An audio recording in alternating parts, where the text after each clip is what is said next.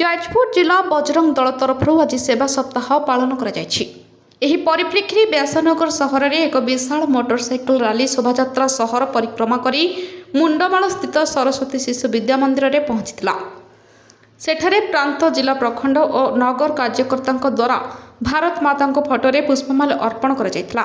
ଉକ୍ତ କାର୍ଯ୍ୟକ୍ରମଟି ଯାଜପୁର ଜିଲ୍ଲା ସଂଯୋଜକ ବସନ୍ତ ପାତ୍ରଙ୍କ ନେତୃତ୍ୱରେ ଅନୁଷ୍ଠିତ ହୋଇଥିଲା। ତେବେ ଅନୁଷ୍ଠିତ ସଭାରେ ମୁଖ୍ୟ ଅତିଥି ଭାବେ ବରିଷ୍ଠ ସାମ୍ବାଦିକ ଅଭିମନ୍ୟୁ ମିଶ୍ରଙ୍କ ସମେତ ବର୍ତ୍ତମାନ ଓ ପୂର୍ବତନ ସଂଯୋଜକ ସହ ସଂଯୋଜକ ଓ କାର୍ଯ୍ୟକର୍ତ୍ତାମାନଙ୍କୁ ଉତ୍ତରୀୟ ଦେଇ ସମ୍ବର୍ଦ୍ଧିତ କରାଯାଇଥିଲା।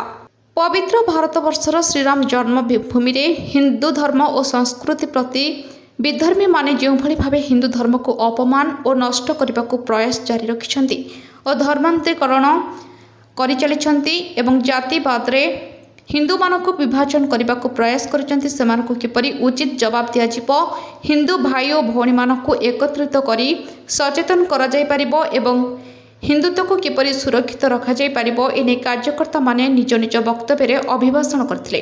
ଅନ୍ୟପଟେ ପ୍ରାନ୍ତ କାର୍ଯ୍ୟକର୍ତ୍ତା ବିଭୂତି ଭୂଷଣ ତ୍ରିପାଠୀଙ୍କ ଗୁରୁତ୍ୱପୂର୍ଣ୍ଣ କାର୍ଯ୍ୟ ଯୋଗୁଁ ଅନୁପସ୍ଥିତ ଥିବାରୁ ଭିଡ଼ିଓ କନଫରେନ୍ସ ମାଧ୍ୟମରେ ଜିଲ୍ଲା କାର୍ଯ୍ୟକ୍ରମକୁ ସ୍ୱାଗତ ଜଣାଇ ଉତ୍ସାହିତ କରିଥିଲେ। ତେବେ ଆଗାମୀ ଦିନରେ ସଂଘ ନିୟମାନୁଯାୟୀ ସେବା ସୁରକ୍ଷା ଓ ସଂସ୍କାର ବିଷୟରେ କିଭଳି ପ୍ରତ୍ୟେକ ଘରେ ଘରେ ହିନ୍ଦୁ ଜାଗ୍ରତ ହେବ ଓ ସଂଗଠନରେ ସାମିଲ ହୋଇ ହିନ୍ଦୁ ଧର୍ମକୁ ଆଗକୁ ନିଆଯିବ, ଏନେଇ ପୁଙ୍ଖାନୁପୁଙ୍ଖ ଭାବେ ଆଲୋଚନା କରାଯାଇଥିଲା।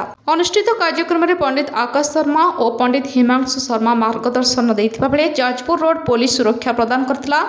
କାର୍ଯ୍ୟକ୍ରମରେ ଶାରଦା ପ୍ରଶାନ୍ତ ବଳ, ସନ୍ତୋଷ ପହି, ସନ୍ତୋଷ ସାହୁ, ନିତ୍ୟାନନ୍ଦ ମହାଳିକ, ପ୍ରଶାନ୍ତ କୁମାର ପାତ୍ର, ମାନସ ବାରିକ, ସୁବୋଧ ଧଳ, ଗୋପାଳ ଦୀକ୍ଷିତ, ମଧୁସୂଦନ ସାମଲ, ଶାନ୍ତନୁ ସାହୁ, ସଦାନନ୍ଦ ଦାସ, ପ୍ରଶାନ୍ତ ରଣା, ବିଶ୍ୱନାଥ ମଲ୍ଲିକ ଓ ଅନନ୍ତ ଦାସ ପ୍ରମୁଖଙ୍କ ସହ 400ରୁ ଉର୍ଦ୍ଧ୍ୱ କାର୍ଯ୍ୟକର୍ତ୍ତାମାନେ ଯୋଗଦେଇ ସଫଳ କରିଥିଲେ।